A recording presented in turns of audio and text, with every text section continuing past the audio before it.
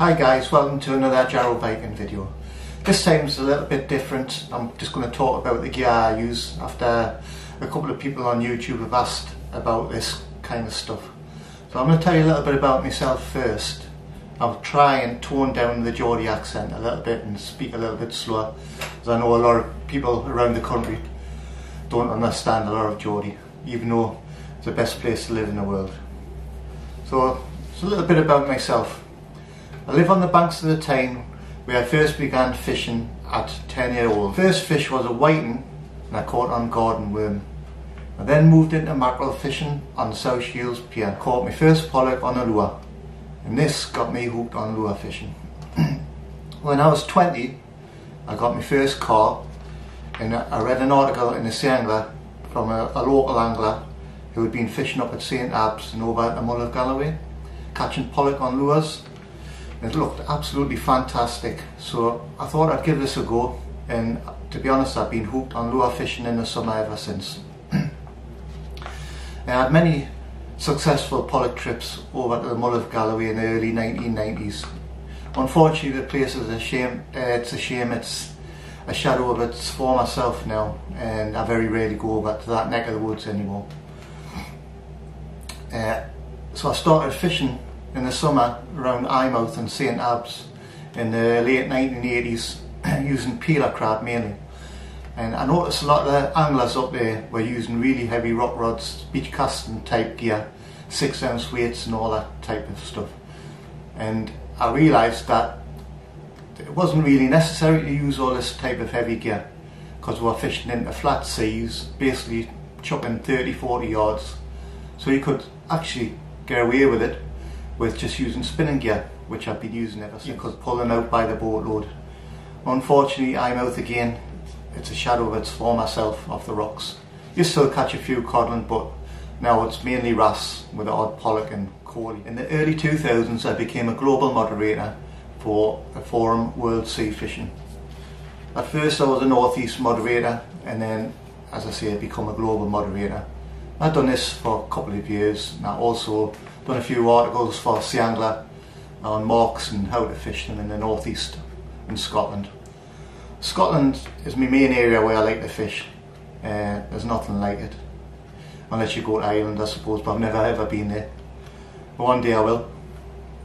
But I actually had a trip to Norway around about the year 2010, and I managed to catch one of the biggest, if not the biggest, shore caught cod on record at that time, which was 49 pound 8 ounce, nearly 50 pound, which is like trying to bring in a bag of cement. And a lot of people took notice of that trip and started booking, and Norway trips really took off since then. I've actually been a few times since, and I've caught some decent fish, but I've never ever got anywhere near that size again. But Norway, it's a fantastic place to go shore fishing, and I can thoroughly recommend the Skarnssundet area or up at Bodo, which is in the Arctic Circle. So first of all, if you're a tackle tart, you may want to switch me off now, because I'm certainly not a tackle tart. I do a lot of my fishing with cheapish gear, spinning reels, spinning rods, because to be honest, I just bash them about on the rocks and they get scratched. If I had a 300 quid rod, I'd be absolutely devastated with a scratch on it, or a 200 quid reel, exactly the same. So most of my reels are just the cheap Shimano type reels, which I'll tell you about shortly. Well, a little bit about safety if you're going to go pollock fishing on the rocks, which is mainly done in the summer. You can actually catch them in the winter as well, if you go to areas in Scotland which hold them, like on Isle of Skye and other places on the west coast. So first of all, you really want to invest in a personal flotation device. This is one by Crusader, and you can pick one of these up for 60-70 quid. This one's an automatic one, so if I fall in the water, it'll automatically inflate, and the good thing about this is it'll turn me over if I go into the water unconscious, and it'll keep me able to breathe instead of being face down in the water.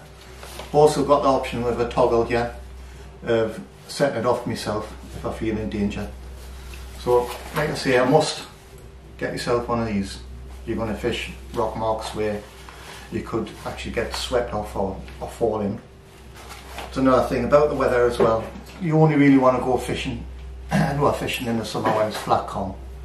You don't want to be taking risks with heavy swells or anything like that, because you will die, definitely.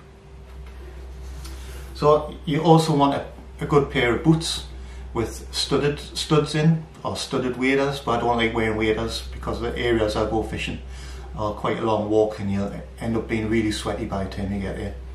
So a good pair of boots, you can add the studs in yourself. There's plenty on eBay, types of studs you can buy, and plenty all on the internet.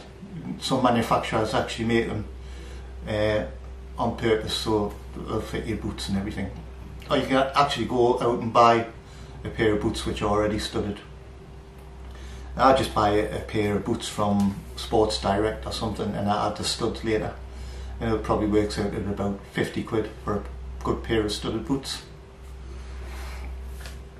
So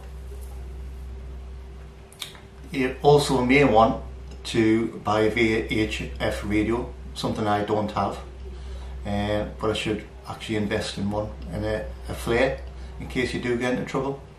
You also want to be wearing really bright clothing, which you've probably seen. I wear some garish colours in my videos, oranges and bright yellows, but if I fall in the water, at least hopefully I'm going to be seen quite easily. So here we go anyway about the gear I use. My main reel for pollock fishing is the Shimano Nexave 6000. A lot of people fish for pollock with a 4000 size reel, which I also have. As you can see, it's a bit smaller. Smaller crank and handle. The reason I like the 6000 reel is because the handle, basically. The handle has a lot more power to pull your fish in. Because fish over £5 pollock, they'll try to snag you up as soon as you hook them, and you really want to be bullying them out of the kelp. And small handled reels, it's quite hard to do that at times. So the bigger handled reel is better in my opinion. Well, that's just my opinion.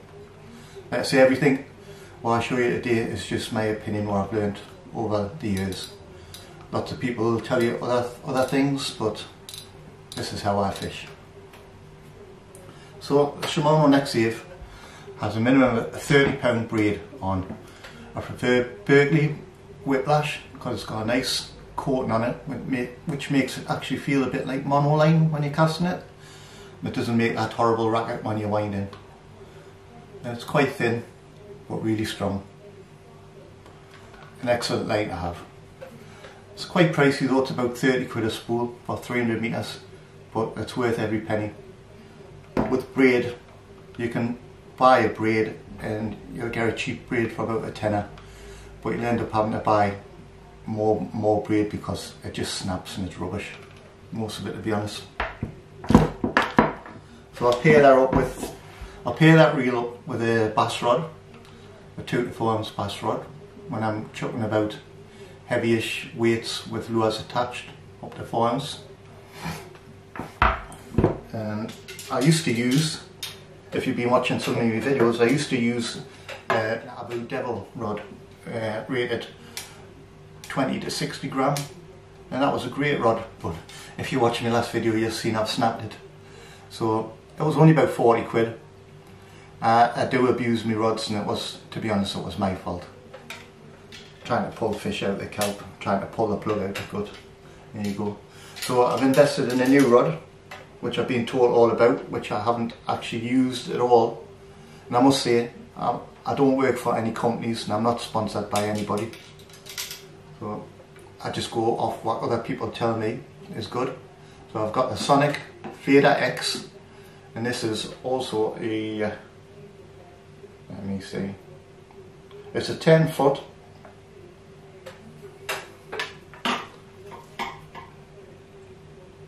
.10 20 to 60 gram rod.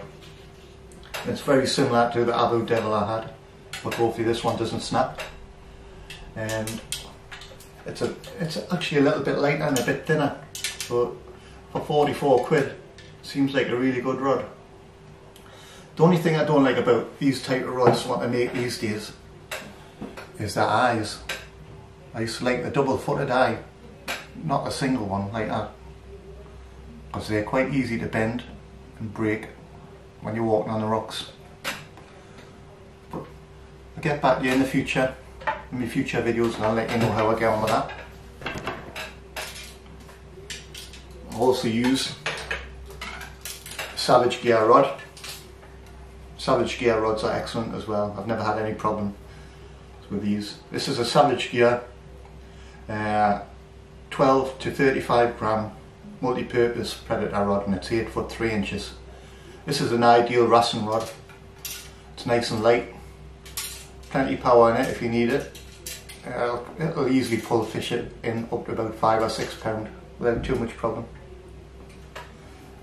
I normally combine that with a smaller tuna, 5,000 size Shimano reel. This one's at Olivio. You can pick one of these up for about 18 quid. Again, it's filled with braid. If I'm wrasse fishing, minimum braid I've ever used is £10, but to be honest I would go stronger than that. I'd go about £30 and just use the braid straight through, as I always do with all the reels. I just use braid straight through. I don't tie any leaders on at all, because as soon as you tie a leader on and you're making a knot, you're making a weak point which the fish can exploit, especially when they go into the snags. But now we'll get on to some lures. By far and away my favourite lure is a 60 gram razor claw by a maker called Sea Tackle. Anyway, so this is a 60 gram. There you go, 60 gram razor claw lure. It's quite a big lure, must be about 4 inches long, and 60 grams, just over 2 ounces I believe. And these cast really well, and when they've been shiny and scaly, there's something about the red eye which fish just can't resist. Really good lure. If you can get a hold of them, they're quite hard to get a hold of now.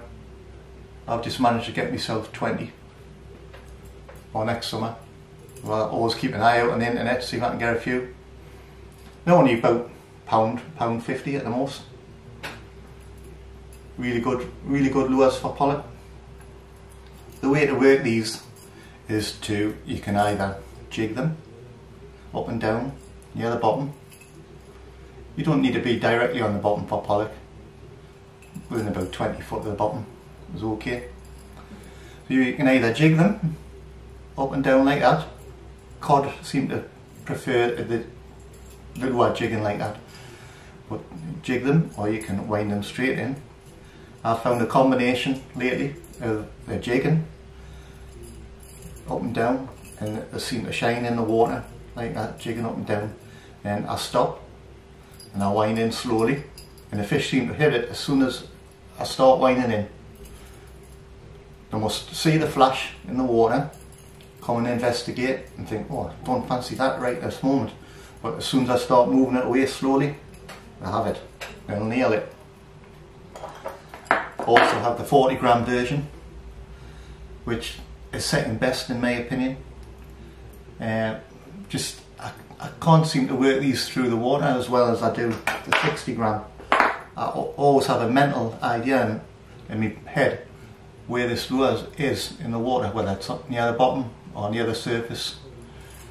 This is the reason many anglers don't catch pollock. They don't use the brain and think about where the lure is in the water. What you want to be doing is have the lure within 20 foot of the bottom. If it's up high, they'll rarely take it. They do, it's possible, but you'll catch more fish nearer the bottom. Many people say if you're not losing lures, you're not near the fish. I kind of agree with that, but not totally. I try not to lose too many lures if I can. So if you get a mental picture in your head of where the bottom is, you should do okay. I also like to use 30 £30 braid straight through, even up to £60 braid with these. And the hooks are really tough, but if you get snagged in the bottom, you can pull them and the hook will bend out, and 9 times out of 10 you'll get your lure back. To be honest with you, I don't use many lures, different types. I use the metals, and that's about all I use. And then I use plastics, Berkeley Firetail jelly worm, brilliant lure for pollock. You can buy weights with hooks in, for lead heads, what will fit onto your lure, and you can wind them in. But what I normally do is I buy loads of these little drill bullets.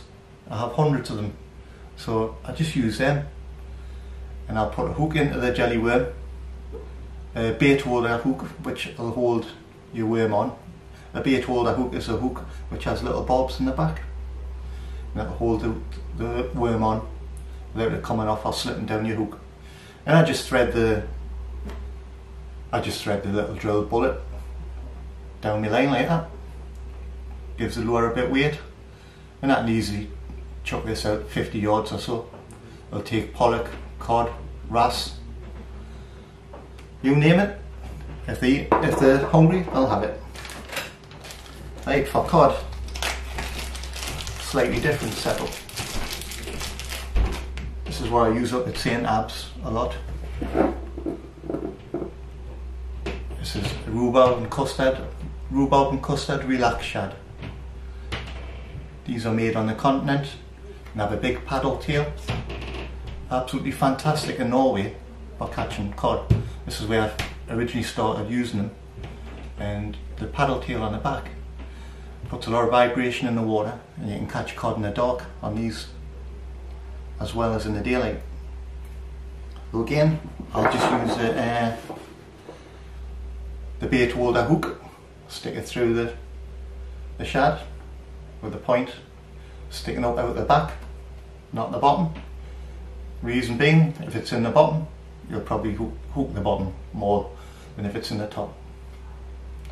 Then I'll just add my drill bullet weight down my line again, tie it on like that, and just cast that out like that. Easily cast that 50 yards, and then I'll wind. When it hits the bottom, I'll let it hit the bottom, and I'll wind really slowly, and I'll move the rod slowly like that.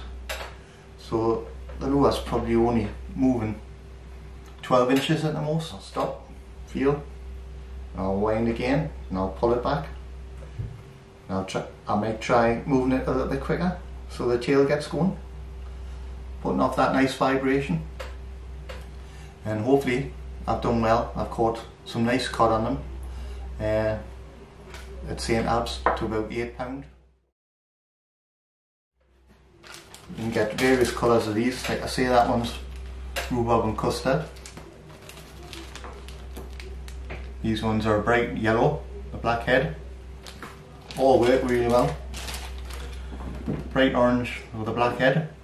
These I get from AGM tackle, discount tackle, which is a good site. Again, I'm not advertising any sites, it's just what I use. There's some silver ones, white and silver. Again, really good. The final lure which I normally use is a red gill. I like these ones. Red and white, red head, white tail, about 4 inches long, by red gill. We've got a slight bit of weight in the nose, but you don't really need that weight in the nose the way I fish. What I do is I'll attach a swivel. Oh, there we go. I'll attach a swivel with a lead link.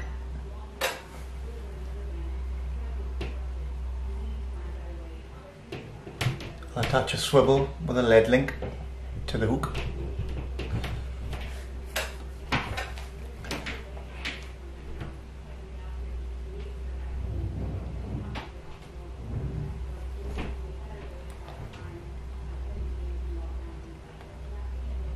I'll attach a swivel with a lead link to my weight.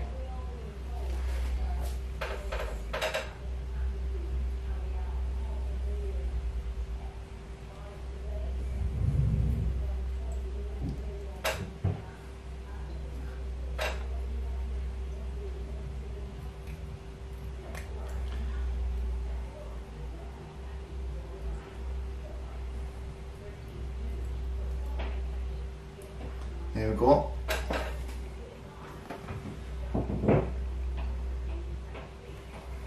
And what I then do is I use the swivel as a boom.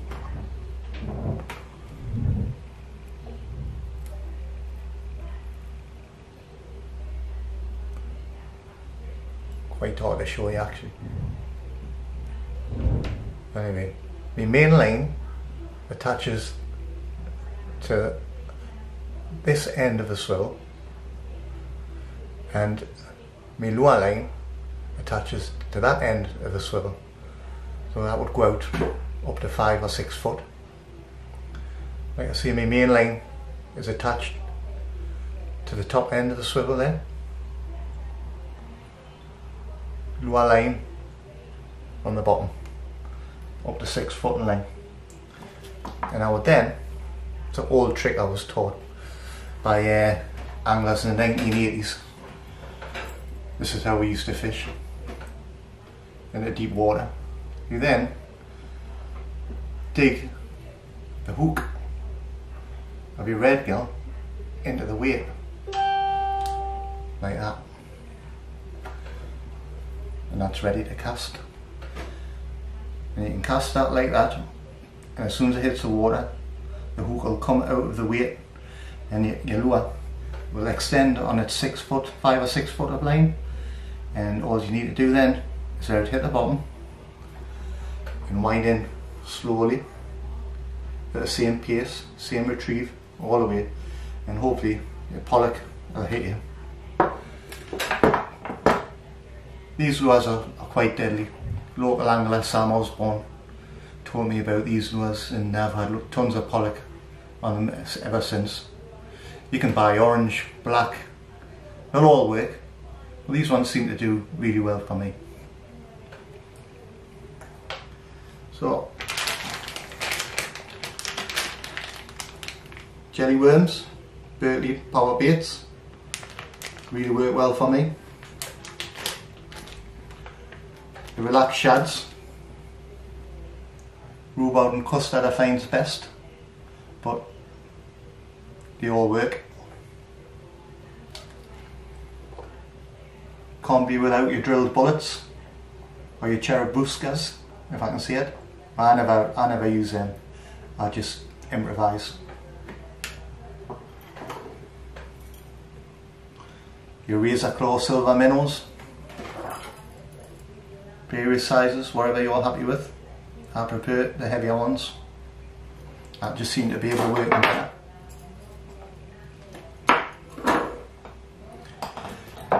Actually, any lure which looks like a bait fish, kind of a needly shape, pencil shape, silver, they all work. So yeah, lure, me reels, price of these, next to nothing. Shimano Sienna reel, 4,000, 25 quid.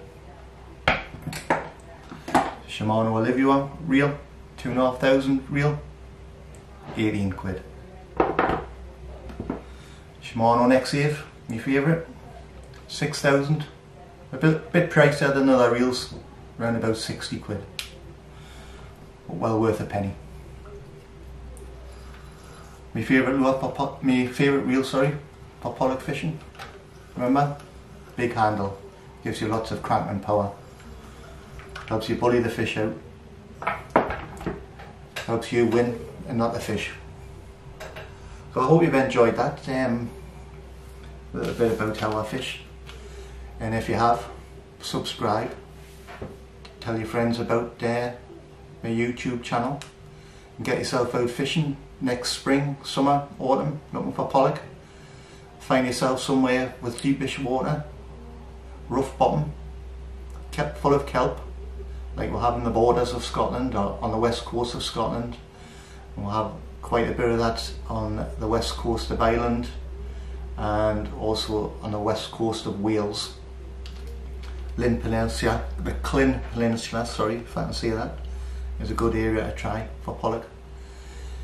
Cast out, let your lure hit the bottom, jig it about, wind it in slowly, jig it about, wind it in slowly, vary a few things, find out what works for yourself, and let me know how you get on. Give me some comments, some feedback in the future. Again, thanks for watching. A bit different this video, but I've really enjoyed making it again. And tight lines,